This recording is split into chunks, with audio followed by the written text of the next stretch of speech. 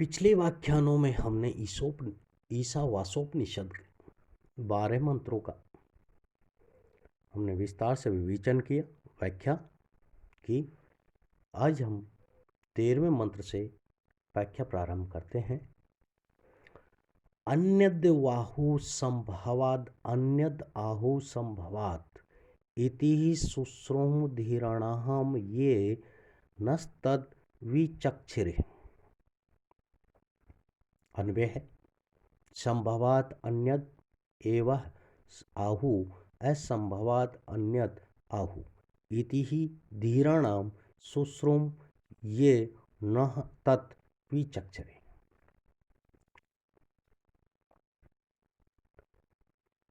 इसका अर्थ या अनुवाद, संभूति से दूसरे प्रकार का फल बताया है और असंभूति से भिन्न प्रकार ही बताया गया है।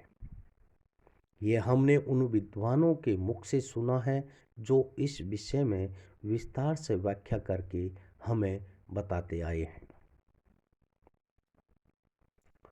व्याख्या में है, प्रस्तुत मंत्र में संभव और असंभव शब्द क्रमशः संभूति असंभूति के लिए प्रयुक्त है। दोनों की उपासना से मिलने वाला फल भी विद्वानों ने भिन्न बताया है। शंकराचार्य की दृष्टि में संभव से अणिमा आदि सिद्धियों की प्राप्ति होती है तथा असंभव से प्रकृति लय रूप फल मिलता है। अन्य विद्वानों की दृष्टि में संभव से पारलौकिक सुख और असंभूति से इहलौकिक सुख मिलता है। विशेष में लिखा है कि प्रस्तुत मंत्र का भाव यह है कि कार्य ब्रह्म की निरंतर उपासना से मिलने वाला फल और ही होता है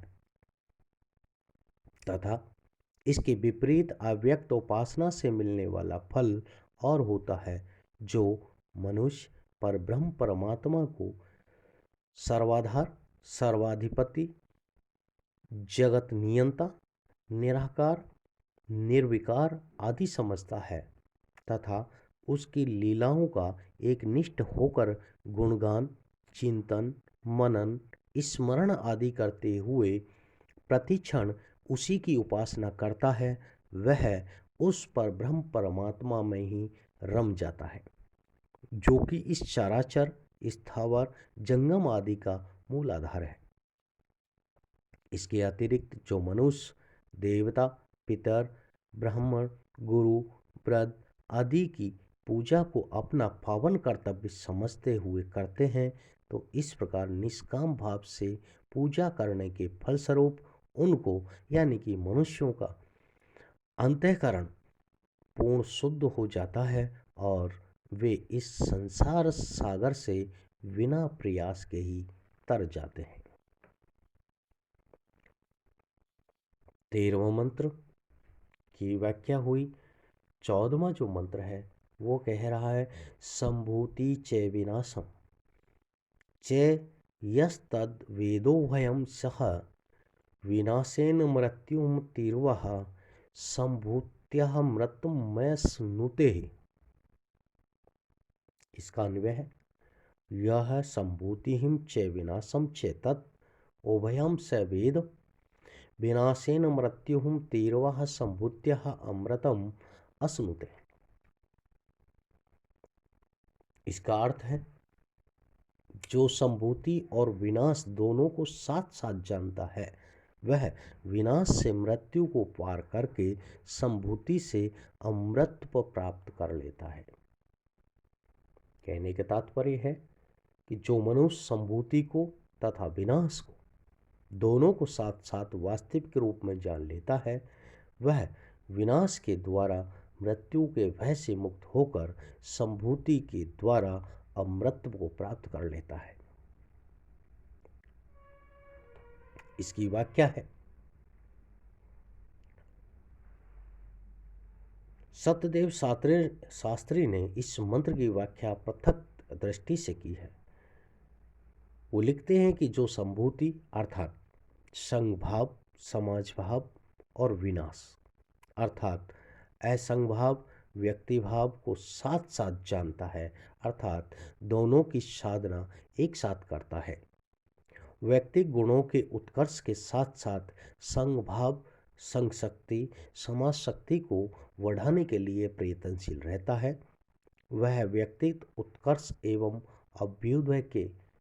अभ्युदय से अभाव कष्ट, शारीरिक कष्ट, असुविधा को दूर कर मृत्यु को पार कर, अर्थात शारीरिक कष्ट, संशक्ति, समाज शक्ति से अमृत को प्राप्त करता है। विशेष में लिखा है, जो मनुष्य संभूति और विनाश इन दोनों को उपासना के समन्वय को जानता है, वह इस प्रकार का मनुष्य कार्य ब्रह्म की निष्काम उपासना से मृत्यु को पार कर संभूति के द्वारा अमृत को प्राप्त कर लेता है, अर्थात सर्वाधिपति निर्विकार पर ब्रह्म परमेश्वर को प्रत्यक्ष रूप से प्राप्त कर लेता है।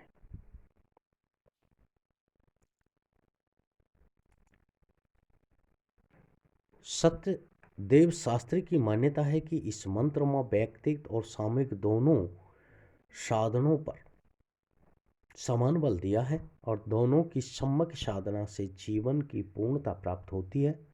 कुछ लोग व्यक्तिक साधना पर अधिक बल देते हैं और सामूहिक संसाधना की उपेक्षा करते हैं। कुछ लोग सामूहिक साधना, लोक साधना पर अधिक बल देते हैं और व्यक्तिक साधना की उपेक्षा करते हैं। एक की साधना दूसरे की उपेक्षा करना अपूर्ण साधना है। अपूर्ण साधना से पूर्णता की प्राप्ति कैसे हो सकती है?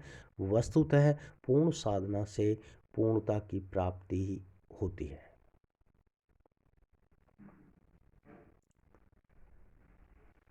पंद्रह नंबर का जो मंत्र है वो इस प्रकार है, हिरण्मयेन पात्रेण सतस्यापि हितं मुखम तत्त्वं पूषणम अपह व्रणे शक्ति धर्मायाम दृष्ट। अन्वय, हिरण्येन पात्रेण सतस्य मुखम अपि हितं पूषण तत्त्व शक्त धर्माय दृष्टे अपाव्रणे। इसका अर्थ है, सोने के चमकदार पात्र से सत्य का मुख ढका हुआ है। हे सूर्यदेव, मुझ सत्य धर्मा के लिए उसे आवरण रहित कर दें। कहने का तात्पर्य है, सोने के पात्र से सत्य का मुख ढका हुआ है। हे पोषण करता विश्वेश्वर, सत्य धर्म को देखने के लिए उस ढक्कन को तुम खोल दो। व्याख्या में लिखा है कि भक्त भगवान से प्रार्थना करता हुआ कहता है कि हे भगवान, आपका मुखारविंद प्रकाश में सूर्य मंडल की दैदीप्यमान ज्योतिषमयी यवनिका से आच्छादित है। मैं आपके भव्य एवं पावन दर्शन पर चिर अभिलाषी हूँ, अतः आप मुझ पर कृपा कीजिए और उस आवरण को हटा दीजिए जो कि मेरे दर्शन में व्यवधान स्वरूप है। आप आवरण हटा लेंगे तो मुझ भक्त को आपके भव्य दर्शन का लाभ प्राप्त हो जाएगा। व्याख्या यहाँ व्यक्त हुई। अब इसमें विशेष है कि प्रस्तुत मंत्र, जो ये मंत्र है वह भक्तिपरक एवं तत्वबोधक है। प्रथम चरण में सत्य, ईश या आत्मा के अर्थ में आया है। हिरण में पात्र प्रकृति तत्व के लिए आया है। प्रकृति और माया शब्द एक ही अर्थ के सूचक है। हिरण में पात्र चमकीला होता है, लुभावना और आकर्षक होता है, चकाचौंध करने वाला होता है। आंखों में चकाचौंध होने से सामने क्या है दिख नहीं पड़ता। स्वर्ण की चकाचौंध में मानव खो जाता है और वह सत्व के दर्शन नहीं कर पाता। इसमें शब्द आए हिरण, हिरण्य में। हिरण्य येन, तो हिरण्यस्य विकार हिरण्येन निर्मित वा हिरण्यम। हिरण के दो अर्थ हैं, स्वर्ण और ज्योति। तेज प्रकाश, प्रकाश से स्वर्ण भी तेज प्रदान होता है। दूसरा शब्द है सत्यस्य। सत्यस्य तात्पर्य है कि आदित्य मंडल में स्थित ब्रह्म, अविनाशी यथार्थ कारण। दयानंद सरस्वती लिखते हैं कि सत्य का अर्थ है जो है, अर्थात जिसकी सतत सत्ता है, जो सदा है, जिसका कभी अभाव नहीं होता, वह सत्य है। लिखते हैं कि ना सतो विद्यते भावो, ना भावो विद्यते सतः। गीता में लिखा है, वेद में ऋत के साथ ही सत आया है, ऋतम च सतम च। सत्य जो जैसा है उसको यथावत देखना सत्य दर्शन है। उसे देखकर तद अनुकूल व्यवहार करना सत्य आचरण है। सत्य, ज्ञान, अनंत, ब्रह्म और ईश एक ही अर्थ अथवा तत्व के बोधक है। जगत में भीतर और बाहर जो वस्तु जैसी है उसे उसी रूप में देखना और जानना सत्य दर्शन और सत्य ज्ञान है। मंत्र में पूषण शब्द आया है, तो पूषण से तात्पर्य कि सत्य स्वरूप ईश आत्मा को पूषा कहा गया है। पूषा यानी विश्व का भरण पोषण करने वाला। पूषा को विश्वेश्वर भी कहते हैं। पूषण को ऋग्वेद में सूर्य का एक रूप माना जाता है, जिसके मूल में सूर्य की पोषक शक्ति है। आदि भौतिक अर्थ में यह ठीक भी है, परंतु आध्यात्मिक अर्थ में यह परमात्मा के पोषक स्वरूप का ही सूचक है। सत्य धर्माय